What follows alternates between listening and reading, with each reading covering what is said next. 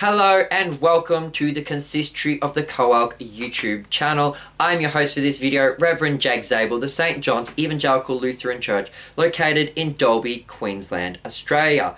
This is our mini-series, Ask the Consistory, where we answer listener questions, and this is my series within a series on closed communion. If you'd like to learn more about the COELC's position on closed communion, you can head over to our website, www.coelc.org, where you can click on our We Believe tab, and there you'll find our theological opinion on closed communion. Within this opinion, we have broken it up into two categories: those who are to be admitted to Holy Communion and those who are not to be admitted to Holy Communion. In each of these sections, we have provided a list of 10 types of people who are either welcomed to join us for Holy Communion or not welcomed to join us for Holy Communion. Let us get underway with those who are to be admitted to Holy Communion. Jesus instituted the sacrament of Holy Communion for his body, the Church, for the forgiveness of their sins and for their unity with him and with each other.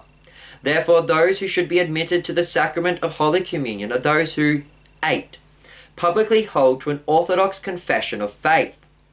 Altar fellowship is church fellowship. Therefore, those who commune together should be of one confession of faith. Those who partake of Holy Communion proclaim the Lord's death until he returns.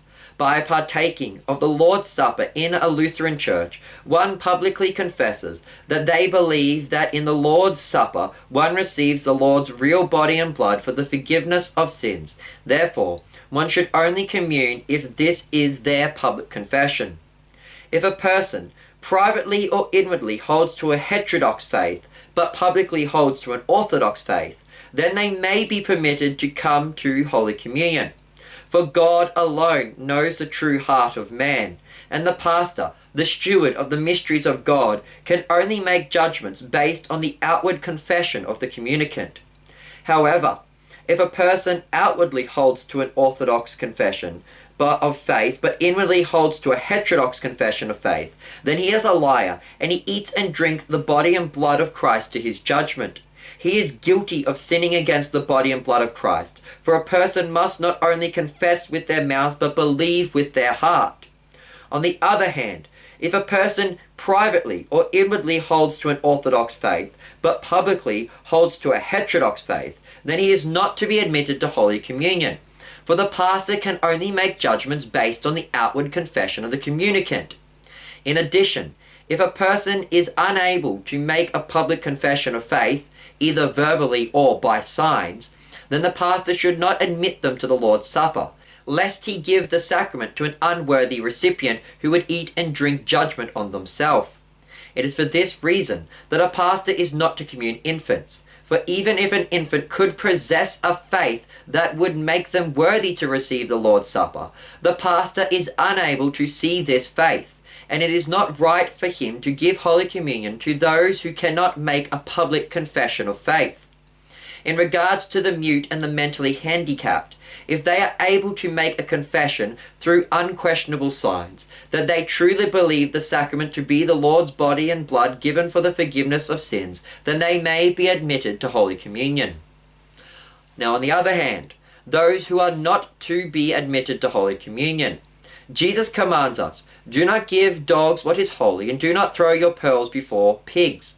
Therefore, the sacrament of Holy Communion should be withheld from those who 8. Publicly hold to a heterodox confession of faith. The Scriptures warn us not to listen to those who teach falsely. We are told to mark and avoid those who confess false teachings. We are told to have nothing to do with them, not to associate with them, and not even to eat with them.